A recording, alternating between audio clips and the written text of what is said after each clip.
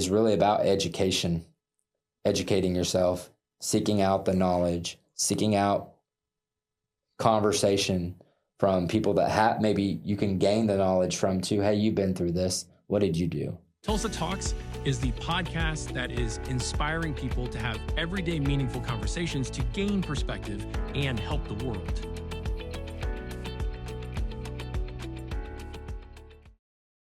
Welcome to Tulsa Talks. Phillip Brotherton is with us today. Welcome to the podcast. Well, thanks for having me back, Craig. It's always an honor to get to sit here and just chat with you. Yeah, this is what this is about. And hopefully it's more than just chatting. Hopefully it's a wonderful way of communicating so that we can help people get to know themselves and their surroundings better through diverse perspectives. Absolutely.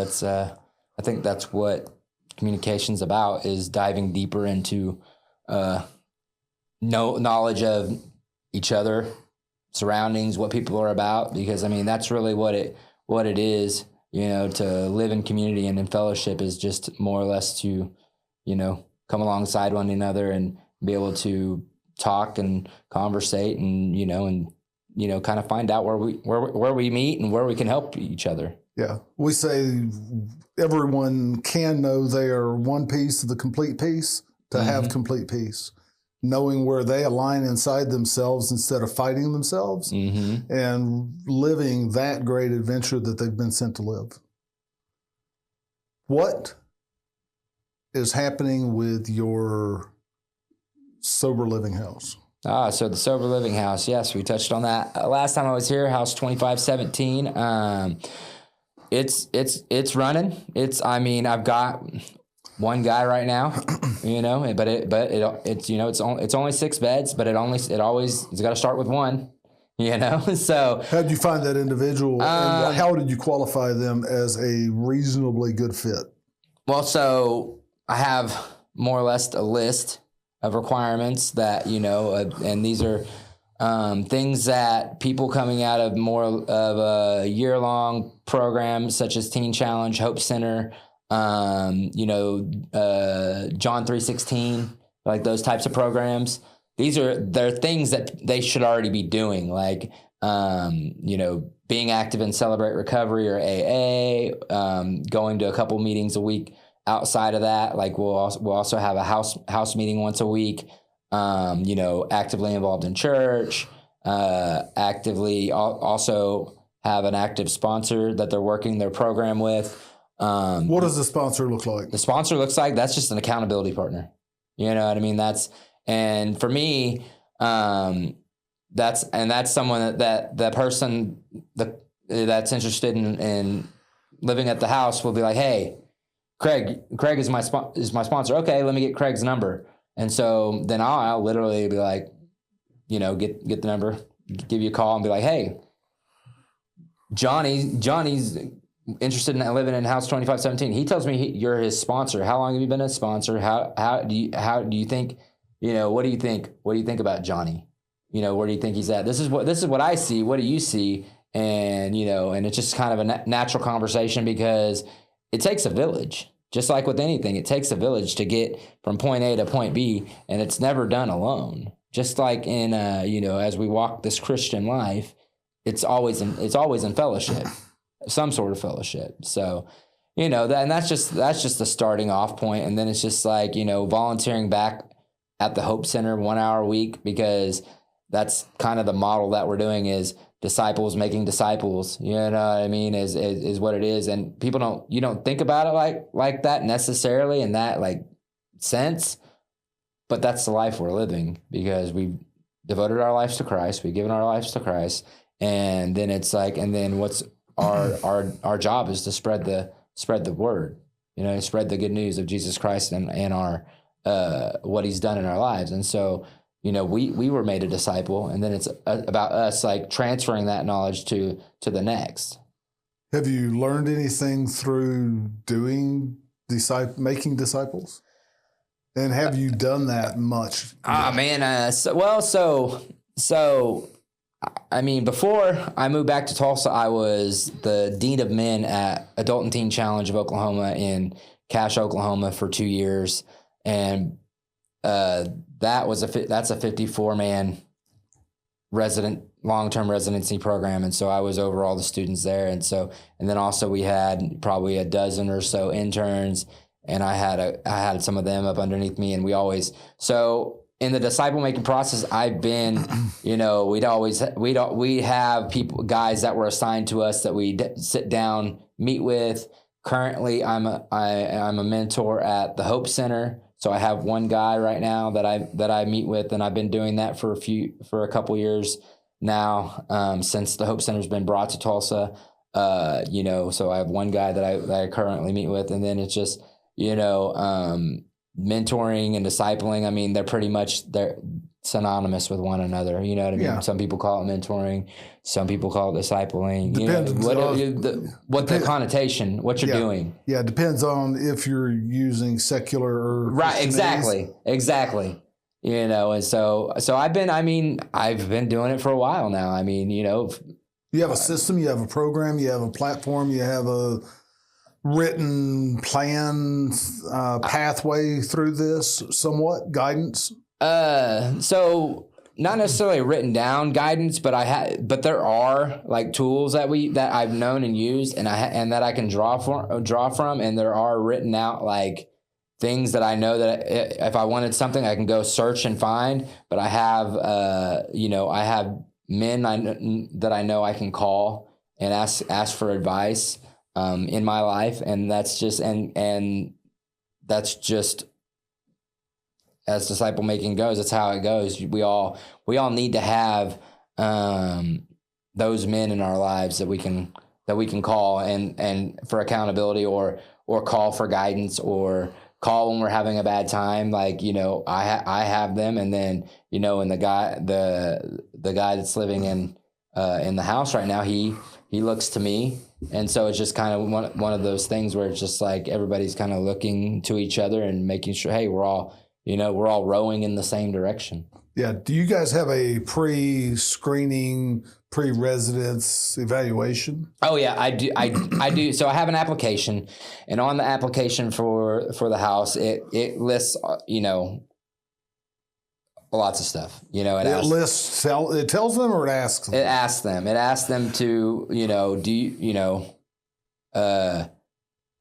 what is your criminal history, things of that. What brought you to this point in life? What is, are you on probation? Are you currently on probation? Have you been to prison? Are you, what kind of crimes have you done? Also, asking for their mentor, asking for, if also another point for me is helping them come up with a financial plan. I mean, I have a degree from Oklahoma State in business administration. So I understand and have a good working knowledge of, so I believe the Lord's equipped me with this type of knowledge and degree and stuff like that. So to help people. And so it's like, let's line out a financial plan. How long do you plan to be here? Let's make, 6-month goals. Let's make a year goal. Let's make 3-year goals. Let's make 3 5-year goals. And I always tell them that these goals are fluid. You know what I mean? And everything that we're doing, I was like, this is for you. It's not for me, because where do you want to be? It's not where I know where I want to be. It's where do you want to be? And you know what? It's not like these aren't hard and fast. It's like some of them you may be able to do and have done in 30 days. Some of them may take longer. You know what I mean? And then, but it's like a continually updating and reevaluating process of, of where we want to be. And if you're continually doing that, and you're continually updating your list, and you have something written down, you have a plan of action. Instead of just a daydream or a thought, being like, oh, that'd be nice if I did this. Yeah, more intentional living. Exactly. So how are those questions geared? Are they geared more toward like goal setting, or are for things that can be experienced in the physical realm, or is it like some of them may be geared toward emotion and connecting to themselves? I mean, how do we gauge these goals? Do you have both for yourself? So what I'm asking them is like, example, the guy that's there now, he has a fiance, and their goal is to eventually get married, and so it's like, okay, well, where do we see that? Like, how, and he's all like, okay, I'm going to need an apartment for us to live in. We're going to need to get married. We're going to then move into the apartment and then do these type of things. But then we also need to, before we even do that, we need to set up marriage counseling. We need, like things of that nature. So they're all physically, like, well, I wouldn't say all, but a lot of them are physically things that they can do and accomplish and are attainable. And then, but then they're also, some of them also focus spiritually on things that they want to do, too, that, we need to make sure we're yoked equally. You know what I mean? So let's go through marriage counseling, and yes, you're my fiance, but I want to make sure we have all of this out in the open. Yeah. All the questions out in the open. Like let's, and I think that's wise, because I think a lot of people today, they don't put everything out on the table, all your cards on the table to say, and they kind of we'll address it when we get to it, instead of let's address it before we make this covenant, before God and before our witnesses and before all the people, and then for people that of the Christian faith, that's a very that covenant's a very sacred thing. Yeah, this is what I want out of life. Mm-hmm. This is my negotiables and non-negotiables. Mm-hmm. This is what I expect my responsibilities to be. And like you said, goals, ideas, plans can be fluid. Absolutely. And flexible instead of rigid. And they have to be. It has to be like water. You know what I mean? Because, water, it takes the path of least resistance. You know what I mean? We don't necessarily need to take the path of least resistance, but I say that because we need to be flexible like water. We need to be, we need to be able to be, it's not so. I mean, sure, there are things we need to draw a hard line in the sand about, that's, but in general, especially in marriage, and I'm saying this as pretty new to marriage because I've been married just a little over 2 years now. And it's like, I'm still in the infancy of marriage. Yeah. Fellow and I plan to ride around this afternoon and do some Tulsa Street Talks. Okay. Tulsa Street Talks is like the podcast, but in public settings. Nice. We plan to go to places like a business that have homeless communities surrounding them. And also maybe go and see if we can find somebody walking around a subdivision that's adjacent, adjoining or budding one of those homeless communities and see how these things are affecting their lives in the business community and the residents, and also go to those homeless communities themselves. Yeah. Tent city kind of places.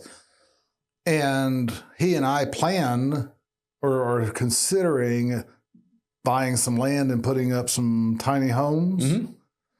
You have any recommendations for that? Any suggestions? What would you incorporate in this process to launch this thing?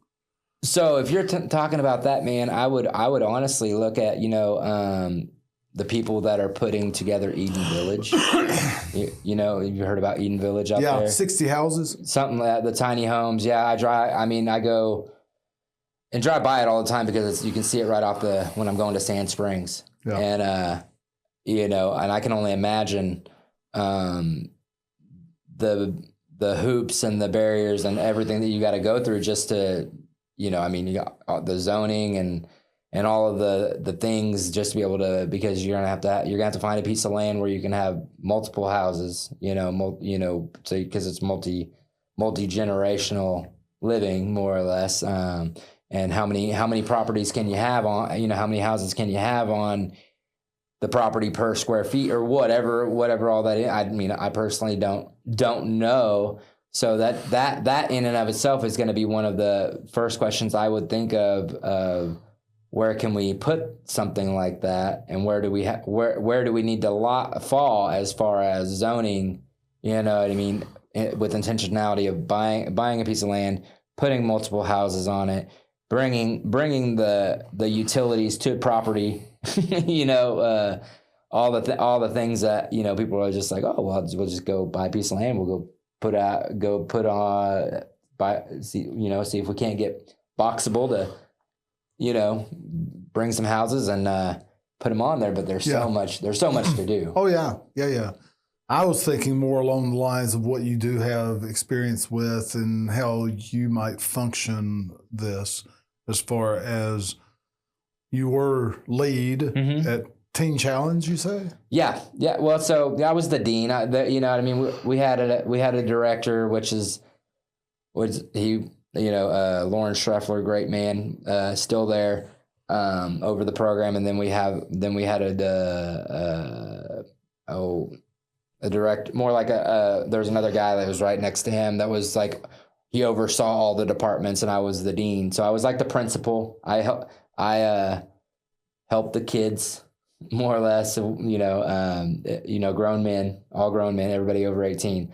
But it was like, you know, they were like, you know, it was like if there was a problem, I dealt with families, I dealt with the discipline, I dealt with the medical, I dealt with, you know, when I was there when COVID came through, and we didn't have a plan for who expects that? Exactly, for COVID. And so on the fly, it was like everybody was living on the fly. Yeah, on the fly it was. Well, and here's the thing: we had because at Teen Challenge they go and do these work details where they go to colleges and stuff like that, and they were down in New Orleans in one of the hotbeds, and we had to.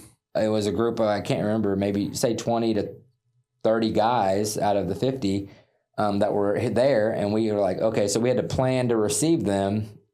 And luckily, we had they have a new building called the Everett Center, and it houses the majority of the men. And then we have down the road, there are a couple of what used to be just the housing.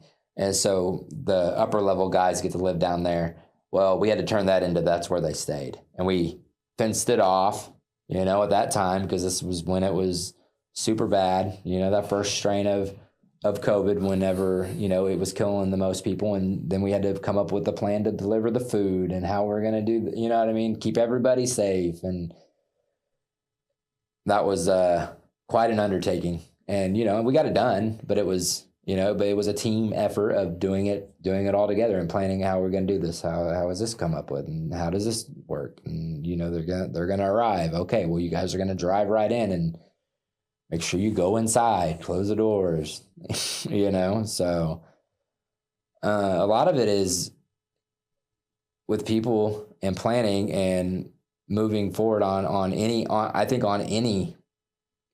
plan such as yourself, is helping people is really about education, educating yourself, seeking out the knowledge, seeking out conversation from people that maybe you can gain the knowledge from too. Hey, you've been through this. What did you do?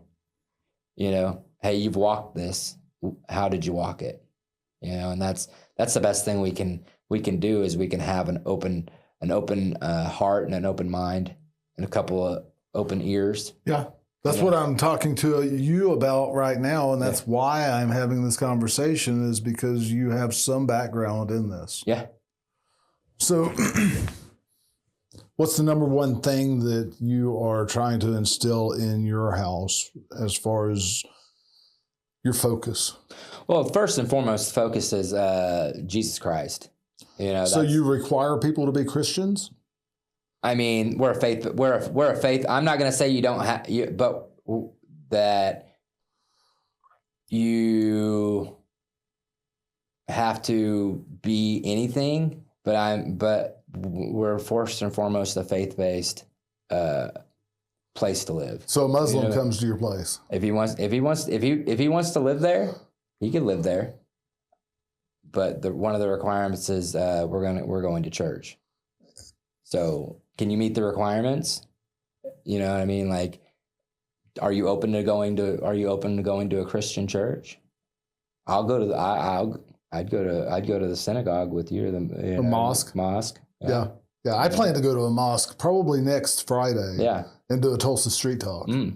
Yeah. Yeah. So, I mean, it's, as long as people's hearts are open, I mean, living in community is not hard. You know what I mean? It's like, because are you willing to follow the set of rules that are here, because this is what we're all doing. You know what I mean?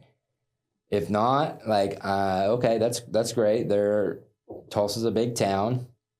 There are lots of transition houses. I mean, this is just 6 beds. There are lots of places that have, you know what I mean? And so and this is just what it is. And it's not. Why are you setting yours up after John 3:16 or after other programs? Because I just saw there's a gap in that transition from going from a year-long recovery program such as John 3:16, Teen Challenge, Hope Center, any of those, faith-based programs like that are a year to 13 months long. That next step is like, okay, well, now we're going to live life. We've got back from, doing drugs every day, doing all this. We have 13 months of 12 months to a year to 13 months of recovery. And now it's time to step back out into the world. Well, that's a lot bigger step than people think.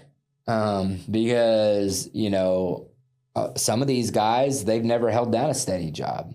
Some of these guys, they've never been able to hold down an apartment, or they've run such amok that, in my case, it was like I had tens of thousands of dollars owed for fines and court fees and things of that nature. So, paying X amount of dollars, say $1,000 a month for a place to live by myself. That's a big stretch. Yeah, you say that the financial burden might be too heavy. Yeah, the financial burden might be too great. And so, another choice is places like House 2517, Oxford House. There's just so many out there that, living in community, living because you're sharing the burden. People don't think of it like that, but you really are when you're choosing to live in that type of environment. You're sharing each other's burdens, because you're coming along each other and you're saying you might not be saying it out loud, but you're saying it by choosing to be a part of it. That, look, okay, this is what I can afford. This is what I can do, and I choose to live in harmony with these people that are in the same situation, and so we can move forward together. So you're basically providing a place for room rent. Yeah, more or less. I mean, that's exactly how it, as the state sees it, because I'm basically a landlord. So it's a 2-person per bedroom? Yeah, two people. There's a 3-bedroom, 2-bathroom house. 2 people. I told them 2 people. There's 2 beds in each room. My house is at this one is all male. Like we're not co. So you're not putting a male and female in the same bedroom? No. Why not? No, because we are Christian men and Christian women, and that's just not what we need to be doing, especially and portraying as we, especially coming out of the lives that we did. Natural male and female urges could be too great, let's not put a fire where there might not need to be a fire, Yeah. So, yeah. About where is this house again? So my house is located at 51st and Lewis area. Yeah. Right there. That's centrally located. Yeah. Right there in the Heller Park, neighborhood. It's actually just a couple blocks from Heller Park. And I mean, it's, everything in the Hope Center is only 6 blocks away at 61st, pretty much 61st and Lewis. And then the church that I go to is called Spirit Life, and it's on Peoria in between 51st and 61st. So everything just kind of, you know, is right there. And I mean, you know, you've got, if a guy needs to get on the bus to get to work, public transportation right there. There's lots of great options too that are not like, besides Uber and Lyft, there are lots of transportation options that you can seek them out, and they're relatively cheap per se. You know what I mean? $4 or $5 for a one-way ride. You know, and if you're going at a certain time, like maybe the bus going to work isn't the best option, but the bus is the best option coming home. You know what I mean? So it's like, until you get a car, until you get on your feet and do what it takes. Yeah, exactly. Do what it takes. Do exactly what it takes. You know what I mean? And because you're the only one that can do it. Yeah, if you're at 51st and Lewis, you could probably find a place to work that's close enough for a most likely 3-mile bicycle ride. Oh yeah, absolutely. There's no reason. I mean, you know, 51st and Lewis, you go 3 miles in each direction. You're covering a great deal of distance. I mean, you've got Brookside, just 2 miles up the road, you know, a mile up the road, and then you've got in the other direction you've got ORU, which is, you know, that's at pretty much 81st, right there, and Lewis. So I mean, you know, it might not be comfortable though to ride a bicycle when it rains. Might not be ideal. Yeah, that'll make you work real hard to get a car. you know, I mean, there's something to be said about working for the things that you have. And this is something I'm going through with my 14-year-old son is, you know, he works with me some, and, you know, and I pay him a fair wage. But, you know, you can tell the difference about when, like, today was payday for him. So he's just like, I was like, you know, gave him his money, and he was just like, oh man, yeah. And he went and put it away, and I was like, you know, so you could tell there was a difference when he earns it. Like, he doesn't want to, he's not as free willing to spend it when he's worked for it and, you know, done the work as free willing he is to spend. Hey, Dad, you got $20? Yeah. Yeah. They say that a lot of places say that if there's not a buy-in, people don't value it as much. Mm-hmm. So if you give your services away for free, mm-hmm. as being a life coach or a mentor or something like that, people value it a lot more if they have some sort of a buy-in. Mm-hmm. They call it, when, you know, I've always referred it to as skin in the game. When you got skin in the game, it's you know, there's a lot more at stake. You know, especially when there's like some sort of measured risk or accountability or something like that, and you're just like, you've got something behind you driving you to, you know, whatever that is, whether it be per se one of those goals. So one of those goals very well could be, hey, I'm living in this house, I'm having to ride a bike, it's getting ready to be the Oklahoma winter in the next 3-4 months, you know, say from here, I want to have a car in 4 months. I don't want to be riding, because who knows, we could have an ice storm in October or November. Yeah. How many people think that far ahead that have been through those programs and are going to live in that 5147? I would say, well, everyone that comes in and starts is going to be thinking that far ahead anyway, because that's when we sit down, that's one of the first meetings I have with them, is that's what we're going to do. We're going to talk about how long you're going to be here. And it's very open-ended. Like I said, it's very fluid. It's just like, what are your goals? Where do you see yourself? You know, that's that 6 month, that year, that 5 year. And, you know, what's that plan look like for yourself? How long do you want to, you know, do you plan on being at House 2517? How long, you know, do you want to have your own place? Do you want to, you know, are you from around here? Is this just a stepping stone to the next, to get back to, maybe say you're from you're from up north or whatever. Oh, I need to get back to my kids, but I've been here and I need to get myself figured out, and I had to get away from there, because I understand that too, because I was away for 5 years before I moved back to Tulsa, because that was the time that I needed to get my foundation built strong enough to come back and, start a business and then take those next steps and do all those things. It took me 5 years to get around all that.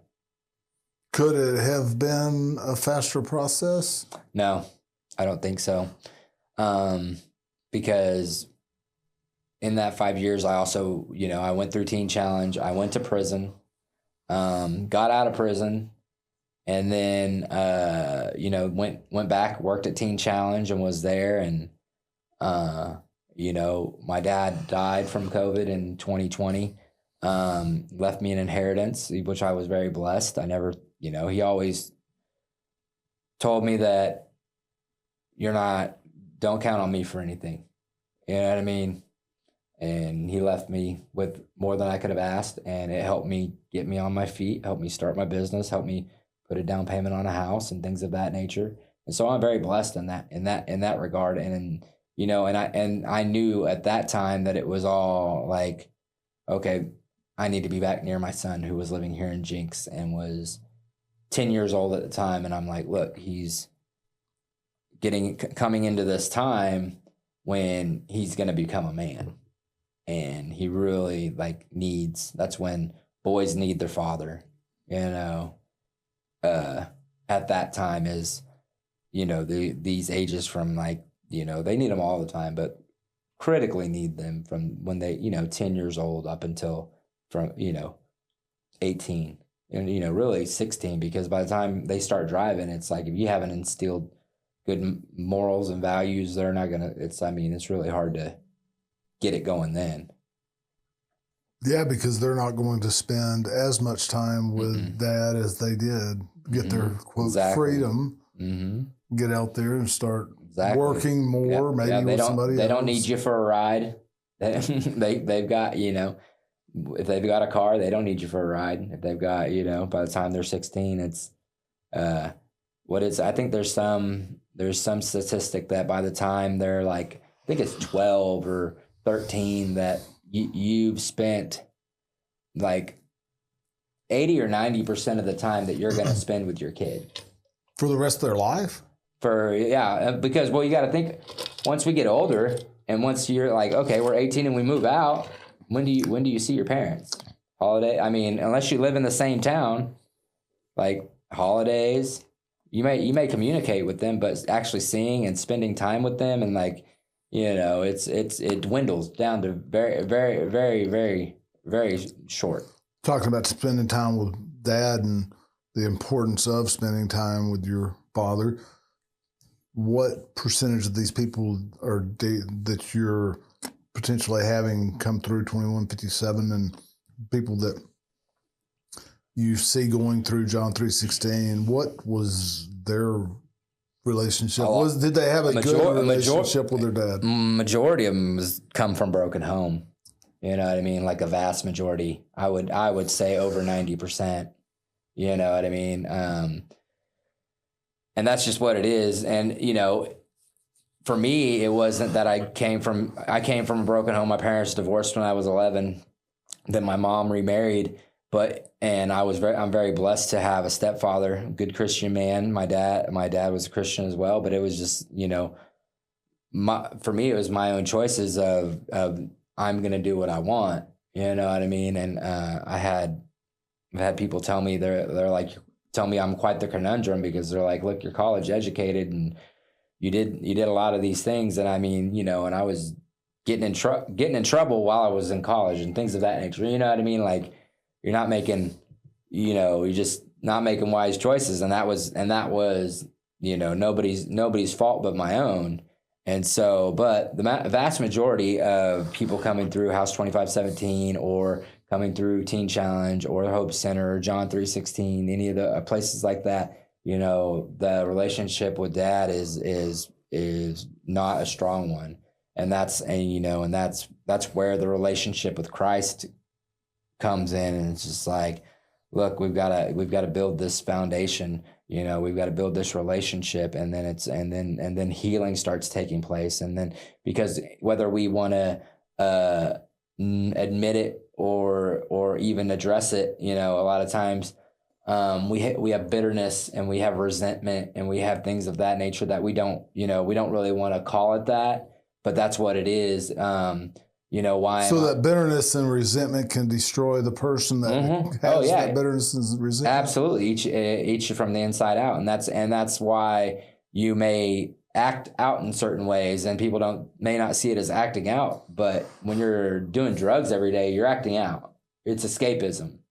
You're just trying to escape from whatever it is. Well, what are you trying to escape from? What happened to cause you to? It's not just because you want to get high every day. It's not just because you want to shoot dope. It's not just because you want to do heroin every day.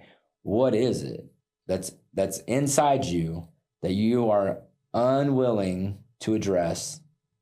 And, you know, and it's then, you know, at that point when you're willing to address whatever it is, you know, and had enough of destroying yourself by not addressing that it's time to address it. Yeah. Well, and I mean, for me, it was, facing 60 years in prison. I was just like, and I had a son at that, you know, he was 5 at the time. And it was like, okay, I'm done. I'll do whatever, you know, and next thing you know, I was going to Teen Challenge, and it was time to start addressing all of my personal issues. You know what I mean? Because we all have issues. We all, you know, it's just how are we learning to cope with them? How are we learning to address them? How are we, and, you know, how are we going to move forward? So people need accountability partners. People need community.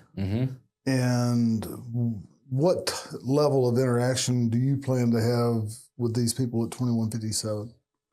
So right now I'm with one guy living there. I am, you know, I talk to him pretty much daily. And definitely every other day. We have one what we call a house meeting a week. You know, and I've set that for Mondays, and so I have a sit down meeting with him, but I'm on the phone conversating or seeing him and doing things like that a lot more than, you know, say we get a house full of 6 guys, you know, I'll still be involved. I'll still be, you know, there and talking, but it's going to look differently than just one guy, because my hope is that there's 6 guys in there and they're living life. That's one reason for them coming, you know, the distinction of coming out of a year-long program is that these guys want to, they're ready for the next step, but they just don't have the ability. There's too great a financial burden. They don't have a place to go, like, per se, as far as, or they're just like, I got to start over. I can't go back here. I can't go back where I'm from, because I'll get sucked right back into what I was doing before. So let's just go and hang out over here. And this new group of friends, this new family that I've created, and this new life that I've created, why don't we give that a chance? Because that looks a heck of a lot better than what I was doing before. You know, so it's like these opportunities, you know, I'll be involved, but who knows? I can't honestly say, you know, how. I mean, there's gonna be a level of involvement, sure, but it's gonna be, you know, not minimal. It's going to be spread across 6 people instead of one. Exactly. Yeah, exactly. It's gonna be spread across. It's gonna be spread out. It's gonna be different. I'm curious too how it's gonna look, because it's, you know what I mean, because it maybe drop by the house every now and then and have community meetings. Oh yeah, that's definitely the, you know, we have one meeting a week that you plan to attend. No, yeah, and then they're encouraged to interact with each other, like, hey, doing a house Bible study or doing, you know what I mean? Or things of that nature. Yeah. Getting together and working around the house a little bit sometimes. Oh yeah. Yep. Definitely. Cause that's part of their responsibility is,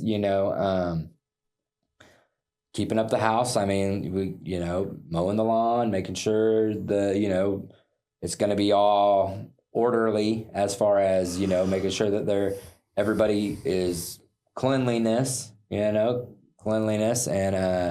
making sure that everything is kept nice and tidy and the way it should be. As I'm not saying it has to be perfect, but I am saying we're not gonna live like slobs. Why do you not have more than one person there right now? Why do I not have more than one person there right now? Well, so that's probably because I'm selective. I did have another guy that we talked about it, and I just said it wasn't the right fit at this point. And I was like, it wasn't a hard no that we can't come here, but what he has going on right at this very moment, it didn't make sense for him to leave where he was at in this other program, because where he was at, it was a program where he works also, and so you're right there at work. You don't have a driver's license. You don't have a car. Why are you going to leave the safety of that where you work there and you live there to try to come somewhere where it's just going to be a problem? You know what I mean? Because then you're going to need to get rides. You're not, okay, so what if you do get a car and you don't have a driver's license? Okay, well, that's not legal. Like, we're not doing that either. I told him very plainly, I was like, look, let's get your driver's license, find out what that's going to take. Let's get a car. And I was like, and then we can circle back around, and then also, knowledge and awareness, I've